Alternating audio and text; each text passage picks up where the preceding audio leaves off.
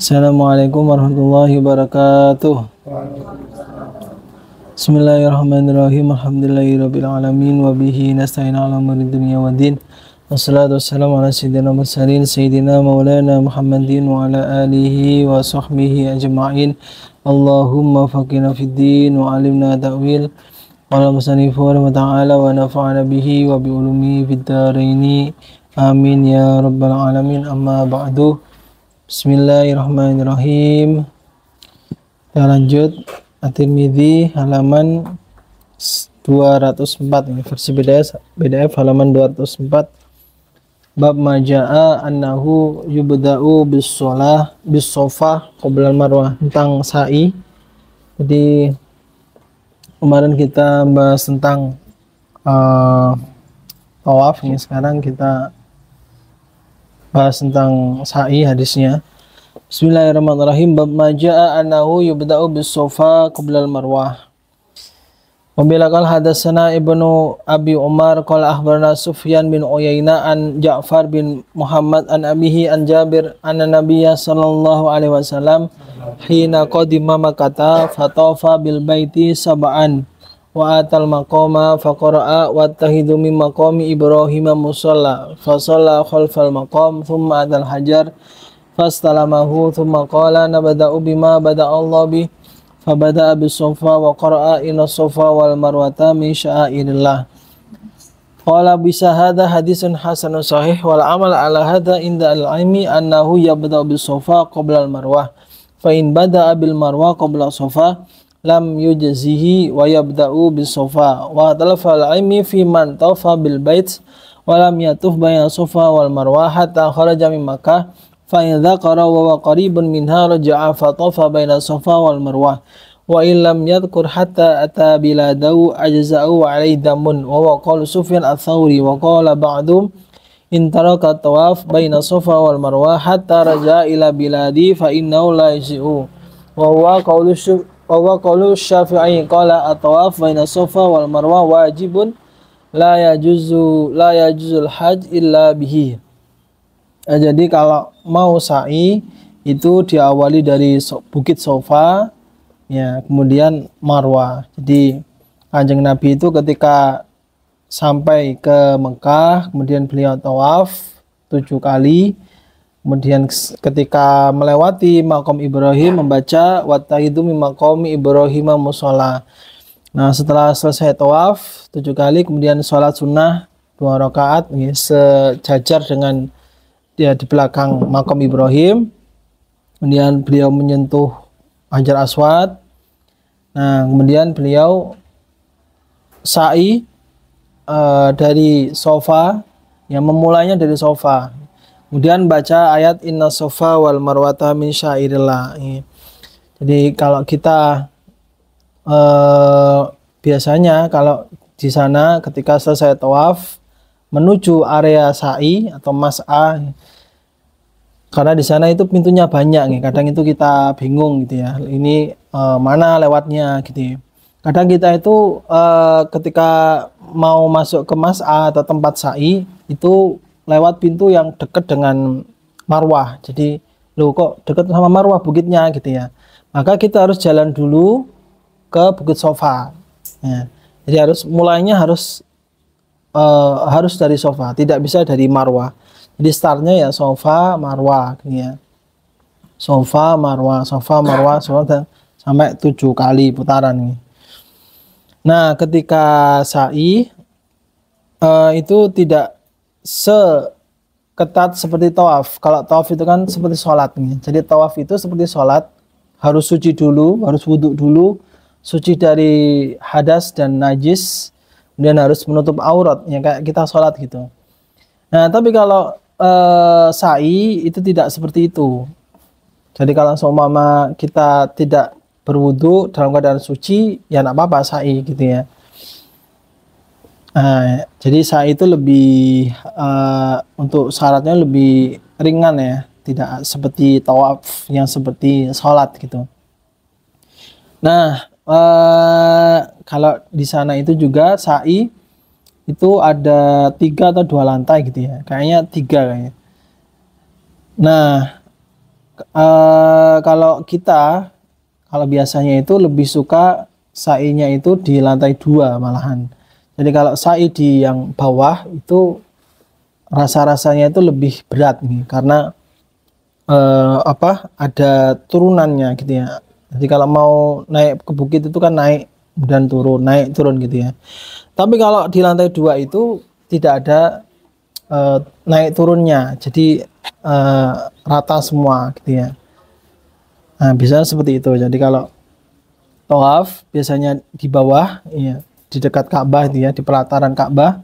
Tapi kalau sa'i biasanya di lantai 2. Tapi kalau mau sa'i di bawah juga nggak apa-apa, terserah masing-masing. Ya, setelah sa'i nanti baru al-halqu ya, cukur rambut. Nah, setelah cukur rambut baru sudah selesai tahallul ya. Kondisinya sudah tahallul, tidak ihram ya. Sudah tidak ihram lagi, sudah tahallul. Untuk yang umrah ya. Haji juga seperti itu ya. Nanti haji itu tahallul saninya ya setelah sa'i ya. Setelah sa'i itu sudah tahallul sani. Jadi nanti ada istilah tahallul awal dan tahallul sani ya. Oke, di sini dijelaskan kalau seumpama orang haji kok tidak sa'i, maka dia harus sa'i dulu ya. Kalau seumpama negaranya itu dekat, maka dia harus kembali dulu. Kalau memang negaranya jauh, tempatnya jauh, maka dia kena dam ya, kena dam. Karena haji tidak sah atau umroh juga tidak sah jika tanpa sa'i. Bab ma jaa fi sa'i baina Safa wal Marwah.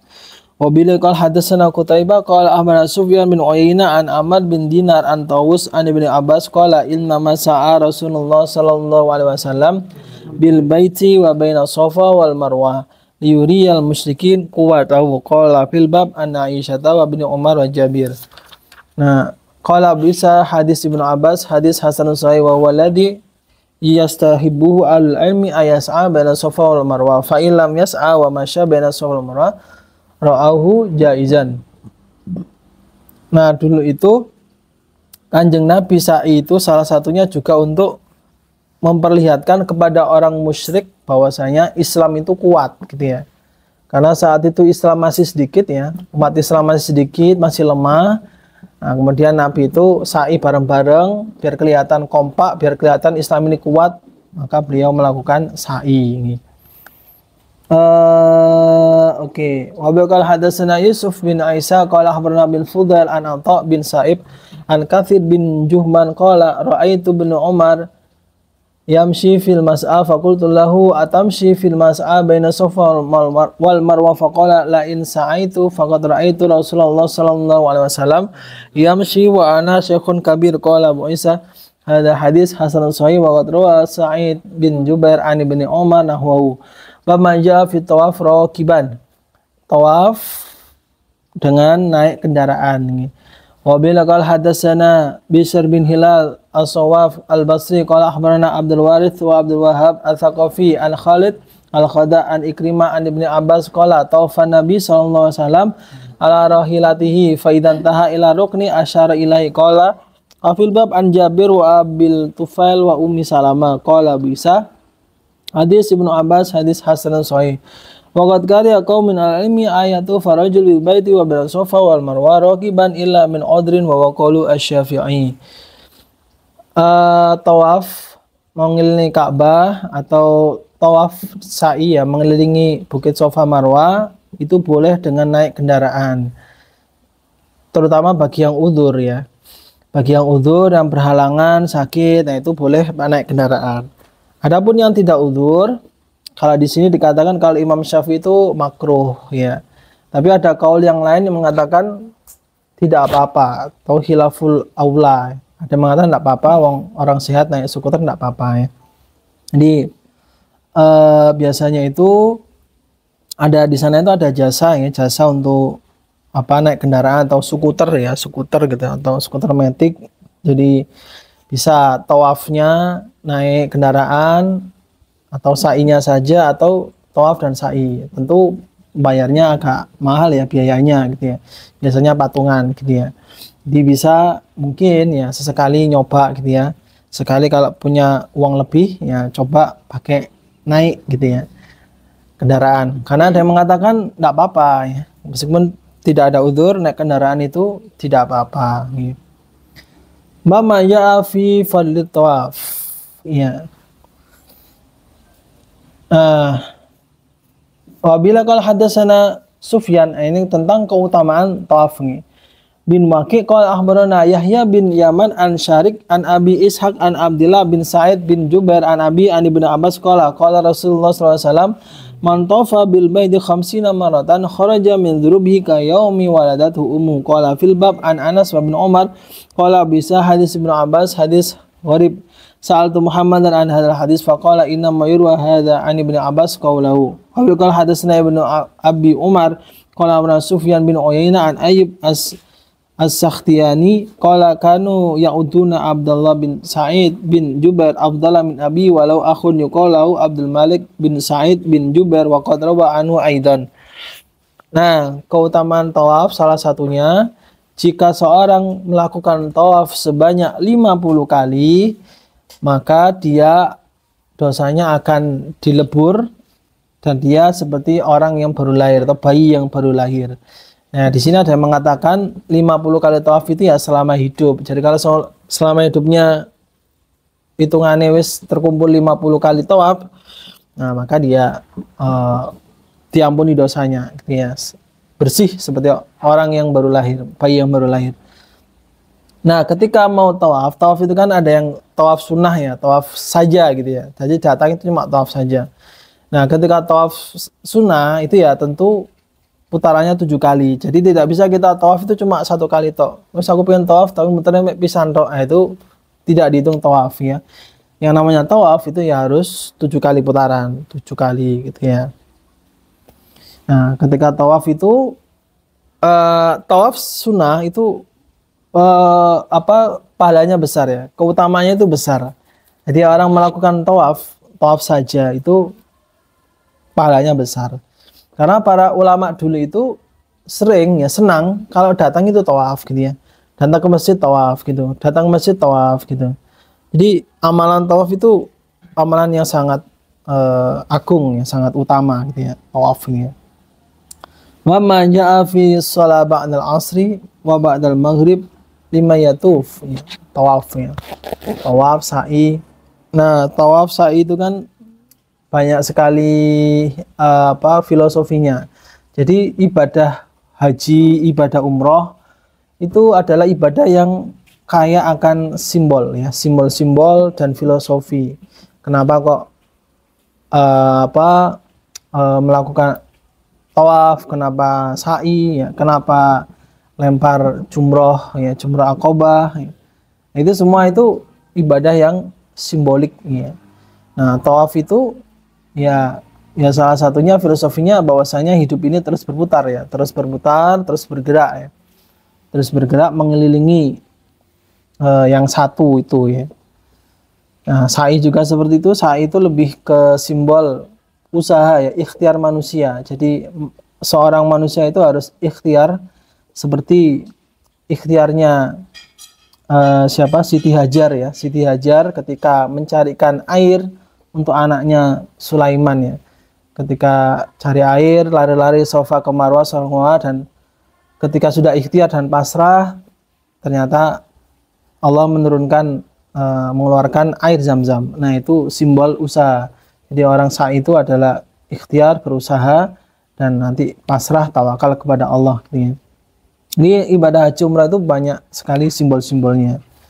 Nah, agar tahu apa maknanya, hikmahnya, maka tentu kita harus ngaji, tentu harus baca, belajar ya, agar kita itu tahu maksudnya ini apa, maknanya ini apa, ya lebih meresap ya.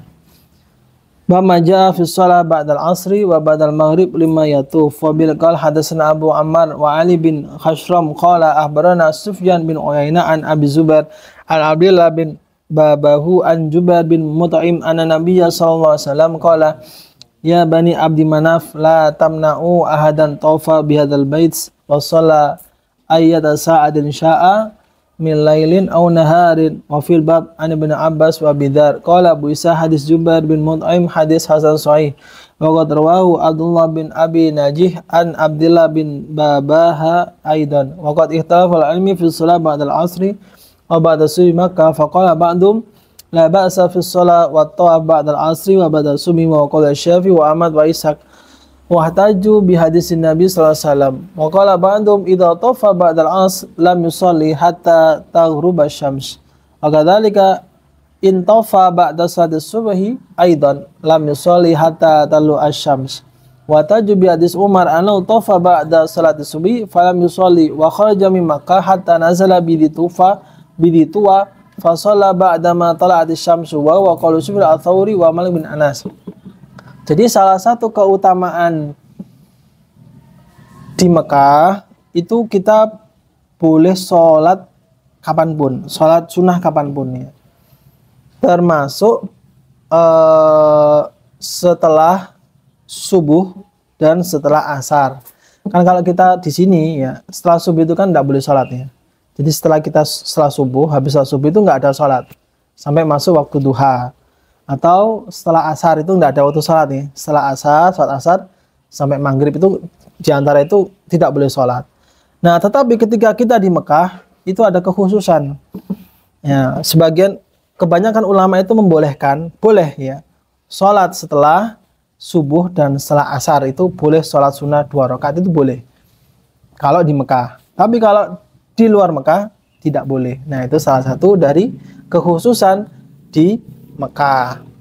Nah, di sini ada yang mengatakan kalau sudah melakukan tawaf sunnah ya, setelah subuh, maka dia tidak perlu lagi sholat sunnah setelah subuh. Jadi nggak boleh sholat sunnah subuh di sana kalau sudah tawaf habis subuh. Ya. Atau asar juga. Kalau setelah asar sudah sunnah tawaf, melakukan tawaf sunnah, maka dia tidak perlu lagi sholat 2 rakaat atau sholat sunnah, tidak perlu lagi sholat sunnah karena sholat sunnahnya sudah digantikan dengan tawaf itu. Oke, bab maja'a ma yuqra fi raqati tawaf. Apa yang dibaca ketika dalam sholat sunnah tawaf. Jadi ketika kita selesai tawaf itu disunahkan sholat 2 rakaat di belakang makom Ibrahim yang sejajar gitu ya, pokoknya yang sejajar. Sing ketoke lurus gitu ya. Nah, kita setelah tawaf dianjurkan sholat sunnah 2 rakaat. Jangan lupa ya, sholat sunnah 2 rakaat dulu. Apa yang dibaca ketika sholat sunnah 2 rakaat? Sunnahnya apa? Wabil qal hadatsana Abu Mus'ab al-Madini qira'atan an Abdul Aziz bin Imran an Ja'far bin Muhammad an abihi an Jabir bin Abdullah anna Rasulullah sallallahu alaihi wasallam qara'a fi raqatil tawaf bi suratil Ikhlas, qul ya ayyuhal kafirun wa qul huwallahu ahad. Yang dibaca itu surat Al-Kafirun dan Al-Ikhlas. Salat sunnah tawaf nih. Amin qala hadatsana Anad qala abrana Waqi' an Sufyan an Ja'far bin Muhammad an abihi annahu kana yasaibu ayaqra fi raq'ati tawaf qul ya ayyuhal kafirun wa qul huwallahu ahad. Qala Abu Isa wa hadha asahu min hadis Abdul Aziz bin Imran wa hadis Ja'far bin Muhammad an abihi fi hadha asahu min hadis Ja'far bin Muhammad an abihi an Jabir an Nabi sallallahu alaihi wasallam. Abdul Aziz bin Imran dhaif fil hadis. Bab ma ja'a fi karahiyatit tawaf uryan. Makruh, sangat dilarang ya, makruh tawaf dalam keadaan telanjang ya. Jadi dulu itu ketika zaman jahiliyah sebelum datangnya Islam, orang-orang di situ itu tawafnya itu sambil telanjang ya, sambil tidak pakai pakaian. Nah, ketika Islam datang baru ditata lagi ya, bahwasanya kalau tawaf ya harus itu tadi, malah ketat ya, harus seperti sholat ya, harus suci dulu, menutup aurat gitu ya. Wa bila qala hadatsana Ali bin Hasram qala akhbarana Sufyan bin Uyainah an Abi Ishaq an Zaid bin Utsai qala sa'altu Aliyan bi ayyi syai'in bu'ista qala bi arba'. Nabi ditanya, engkau diutus dengan apa? Dengan 4 perkara ini. La yadkhulul janna illa nafsun muslimah. Tidak akan masuk surga kecuali jiwa yang selamat, jiwa yang Islam atau yang pasrah ya. Wala yatufu bil bait uryan. Dan perkara selanjutnya tidak boleh tawaf dalam keadaan telanjang ya. Karena sebelumnya itu orang-orang jahiliyah itu tawaf dalam keadaan telanjang. Wala yastami'ul muslimun wal musyrikun ba'da amim hadza. Dan orang muslim tidak boleh kumpul dengan orang musyrik setelah tahun ini, maksudnya setelah Fathu Mekah. Mekah sudah bebas dari penguasaan orang kafir ya. Nah, maka kota Mekah menjadi kota yang suci, yang masuk harus orang Islam. Jadi orang non-Islam tidak boleh masuk kota Mekah. Nah, ini dawuhnya Kanjeng Nabi ya. Wa man kana bainahu wa bainan Nabi sallallahu alaihi wasallam adun fa'aduhu ila muddatihi. Barang siapa yang memiliki perjanjian dengan Kanjeng Nabi, ya maka dia ada janji, ada batasan waktu janji kepada Nabi. Wa man la muddata lahu fa arba'atun asyurin. Dan barang siapa yang tidak ada masa yang ditentukan janji dengan Nabi, maka masanya itu selama 4 bulan. Qala fil bab an Abi Hurairah qala bisa hadis Ali hadis Hasan. Wa bil hadatsana Ibnu Abi Umar wa Nasr bin Ali qala amarna Sufyan bin Abi Ishaq wa nahwahu wa qala Zaid bin Bisai wa hadha asaqala bisa wa syu'ba wahima fihi faqala Zaid bin Uthail bab ma jaa fi dukhulil Ka'bah, tentang masuk Ka'bah.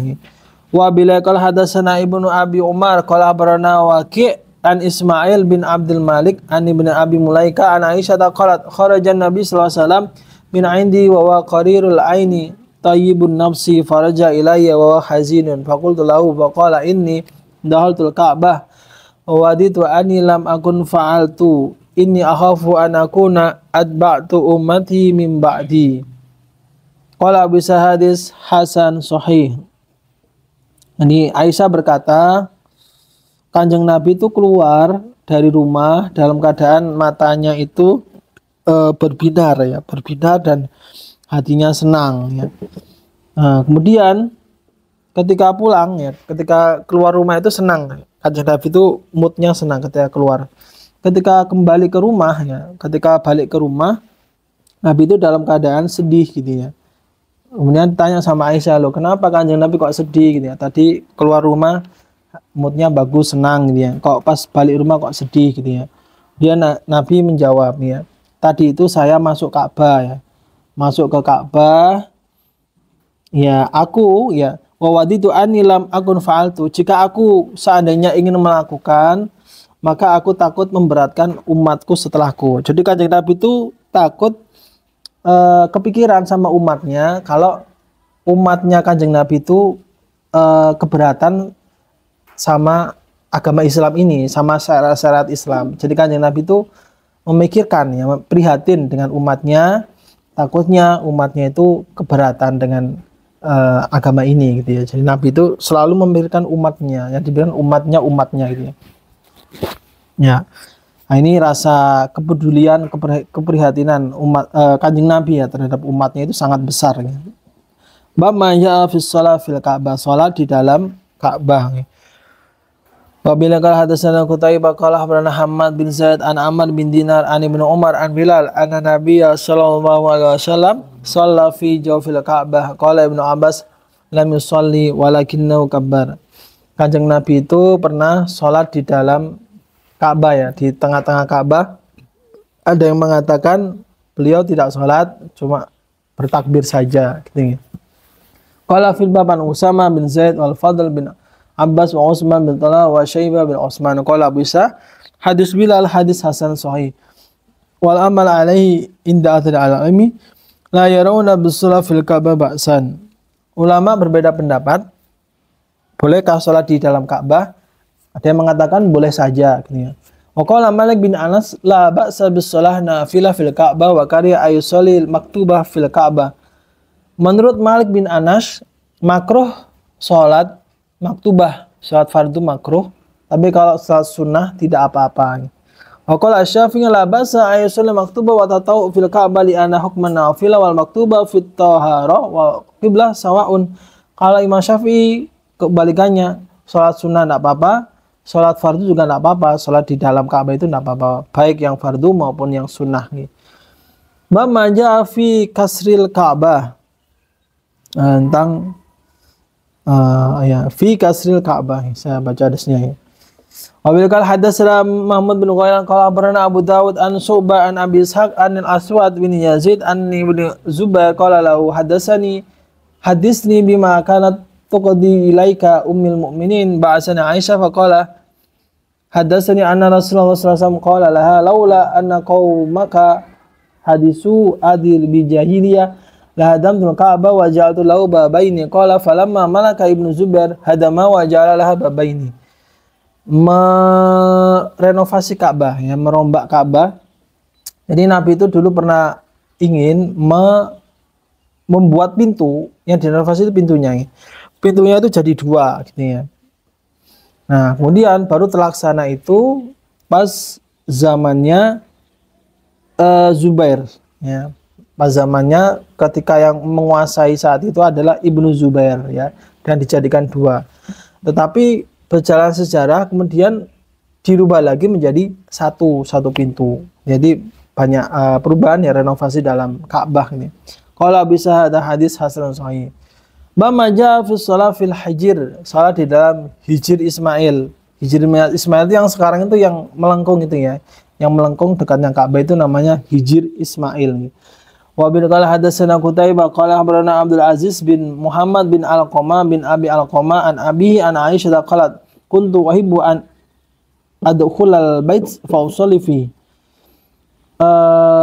Aisyah itu berkata, saya itu senang masuk di Ka'bah dan sholat di dalam Ka'bah. Fa akhadha Rasulullah sallallahu alaihi wasallam bi yadi fa adkhalani al-hijr wa qala shalli fil hijr in aradti dukhul bait fa inna ma huwa qit'atun minal bait walakinna qaumaka istaqsaruhu hina banul Ka'bah fa ajrahuhu minal bait. Nah, jadi kemudian pernah Aisyah itu diajak sama Kanjeng Nabi, diajak sama Kanjeng Nabi untuk masuk di Hijr Ismail. Kata Kanjeng Nabi, salat di sini, di Hijr Ismail sini.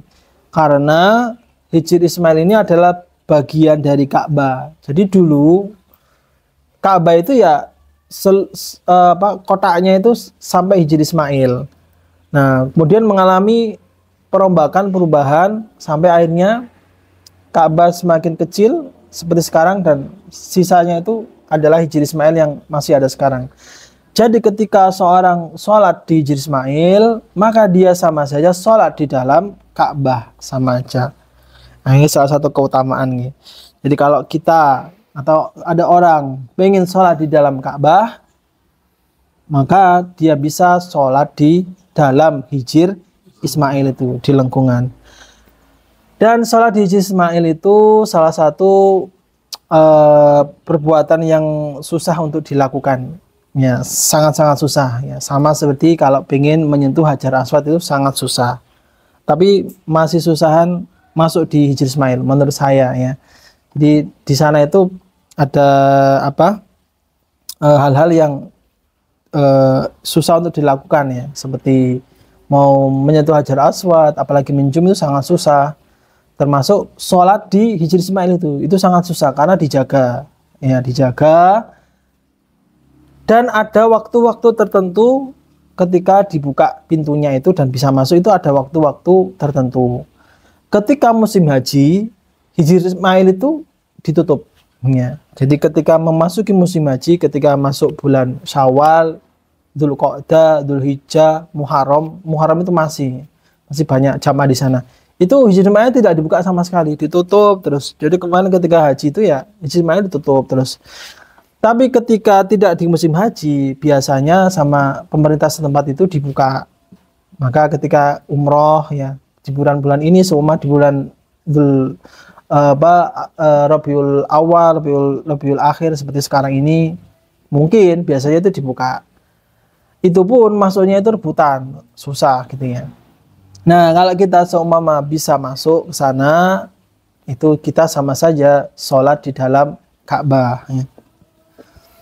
Nah, itu hal yang susah. Apalagi sholat di dalam Ka'bah yang kotak itu, yang kubus itu, sholat di dalam itu, wah itu sangat susah.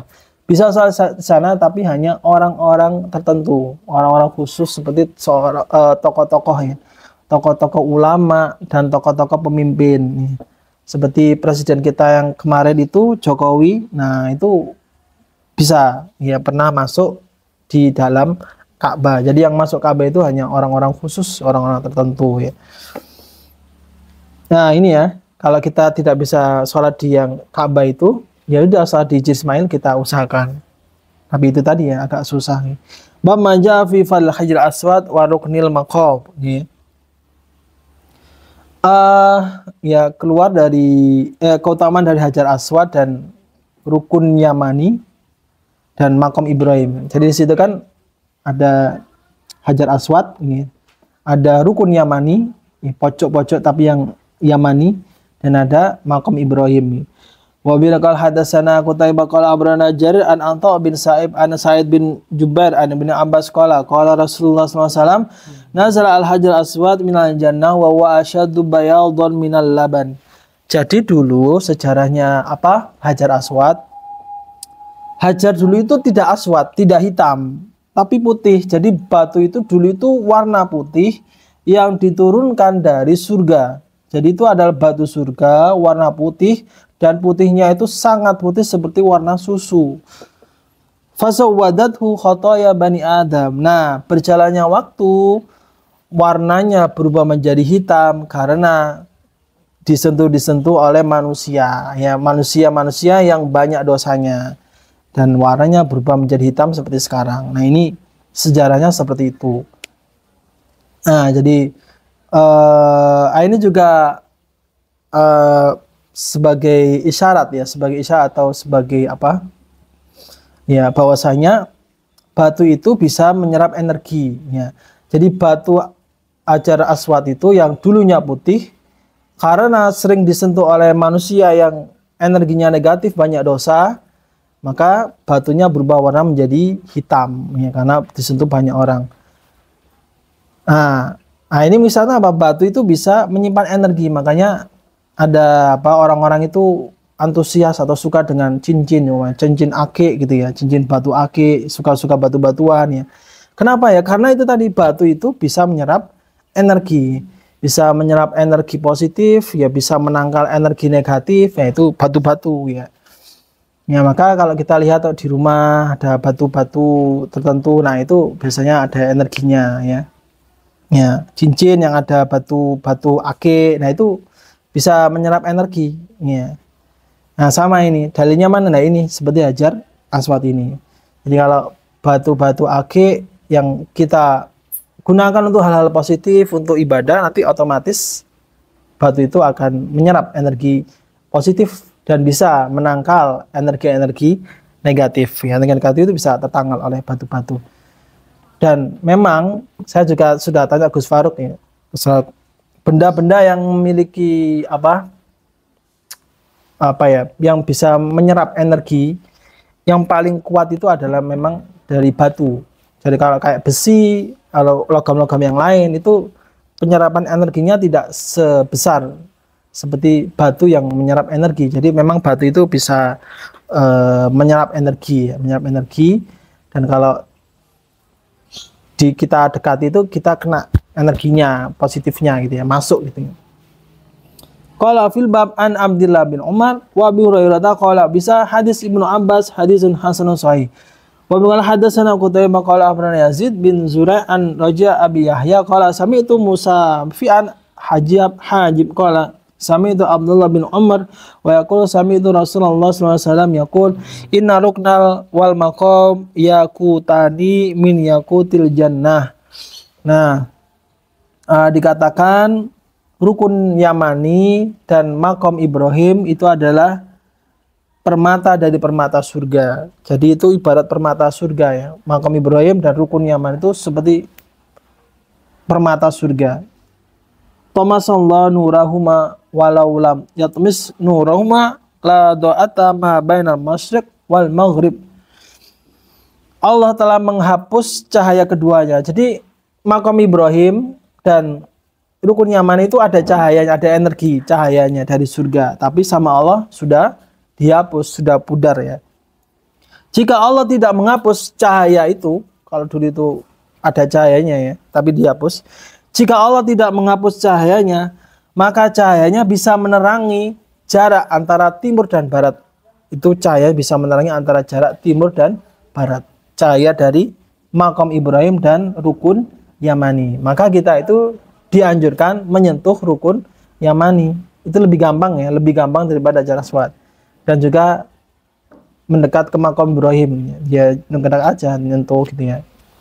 Karena itu tadi Yakut bin Yakutil Jannah ya, duanya itu Yakutani min Yakutil Jannah. Ini salah satu keutamaan dari Hijr Ismail, Hajar Aswad, makam Ibrahim dan rukun Yamani di situ ya. Ada satu lagi sebenarnya di area situ ya, sesuatu yang apa ya, yang kayak gitu-gitu, yang kayak Hajar Aswad dan lain. Ada sumur Zam-Zam. Jadi di sekitar dekatnya Ka'bah itu ada sumur Zam-Zam, titik sumur Zam-Zam, dan dikatakan di titik situ adalah tempat yang mustajabah. Cuman untuk saat ini titik sumur Zam-Zam berada itu sudah tidak diketahui, sudah nggak ada tandanya gitu ya. Ada tandanya itu kalau kita nanti lihat di fotonya di internet. Jadi ada itu di internet itu zaman dulu itu ono tondo nih. Jadi zaman dulu itu ada tanda ini bi'ru Zam-Zam, bi'r Zam-Zam, sumur Zam-Zam titiknya. Itu ada. Nah, kemudian kita nanti sejajarkan, oh ini kira-kira di sini tempatnya. Nah, kemarin itu dulu saya sempat menemukan titiknya. Jadi titiknya, oh ini kira-kira di sini titiknya sumur Zam-Zam ya. Jadi titiknya di sini dekat sama makam Ibrahim. Ini titik, ini makam Ibrahim, itu Ka'bah. Nah, di situ. Nah, kita berdiri di situ berdoa karena dikatakan di titik sumur Zam-Zam itu adalah tempat yang barokah, tempat yang mustajabah untuk berdoa di titik sumur Zam-Zam ya. Oke, itu beberapa situs-situs ya, situs-situs di sekitar situ yang perlu kita eksplor. Jadi di sana itu banyak situs-situs ya, kayak nanti ada Gua Hiro ya, ada Gua Sur ya, macam ada masjid-masjid yang bersejarah. Nanti kita kalau semua di sana di Parani kabeh ya, di Parani. Nah, kalau ada apa yang belum kita kesampaian, seumpama kita belum kesampaian menyentuh Hajar Aswad, belum kesampaian ke Gua Hiro. Nah, kita nanti bisa di kesempatan selanjutnya gitu ya. Kalau bahasanya orang-orang atau bahasa saya itu, wah ini berarti nanti disuruh kembali lagi gitu ya. Jadi kalau seumpama belum sempat menyentuh Hajar Aswad, oh itu berarti nanti disuruh kembali lagi, nanti untuk nyoba lagi menyentuh Hajar Aswad gitu ya. Kadang orang itu kan barang hilang, bukan barang hilang, ya barang hilang di sana, biar ngedam-ngedam hati, ya ini berarti husnudon saja, husnudon. Maksudnya nanti ini kita disuruh balik lagi ke sini untuk mencari barang yang hilang gitu ya. Jadi kalau ada barang hilang sudah ikhlasan saja gitu ya. Kalau saya kemarin itu kehilangan kacamata. Di ketika sholat di Raudhah di Madinah, kemudian kacamata terjatuh ya, karena saya lepas habis sholat terjatuh, ya udah saya husnudon, oh ini berarti ya nanti disuruh balik lagi untuk cari kacamata. Nah gitu. Jadi kalau ada sandal hilang, barang hilang, ya udah berarti kita disuruh untuk kembali lagi untuk mencari barang tersebut. Maka dari situ kalau orang-orang Jawa itu biasanya ketika umroh, ketika di sana biasanya itu nanti ninggal barang. Jadi barang-barang kesayangan kita, biasanya pakaian kita ketika sudah mau pulang itu ditinggal di sana, dibuat nang kono gitu. Dibuat nang kono nanti biar kita balik lagi gitu ya. Di baju istri kita, baju anak kita. Ya biasanya kadang orang yang nitip apa barang ditinggal di sana gitu ya. Nanti biar kita balik lagi, katanya seperti itu. Ada yang lucu ketika saya buka TikToknya istri saya, ada TikTok tentang umroh gitu ya, tentang umroh. Isinya itu gini ya, katanya itu tadi, kalau barang hilang itu ya berarti itu tandanya kita disuruh balik lagi mencari barangnya gitu ya. Kontennya seperti itu, gambarnya umroh gitu. Kemudian saya baca komennya orang-orang, ada yang komen gini, nah saya itu malah ninggal barang di Mekah gitu ya. Malah ketika balik di Indonesia, barang saya itu dibawa teman saya, dikirain ketinggalan gitu ya. Padahal barangnya itu memang sengaja ditinggalin sama teman saya malah dibawa balik ke Indonesia gitu. Komennya lucu-lucu gitu. Jadi padahal barangnya itu memang sengaja ditinggal tapi sama temannya dibalik lagi. Nah, itu ya. Nah, itu salah satu apa ya keyakinan ya orang-orang seperti itu nih. Kalau bisa hadza yurwa an Abdullah bin Umar mauqufan qaula. Nah, salah satunya juga kemarin itu kayak saya belum sempat ke Gunung Sur ya, nggak sempat gini.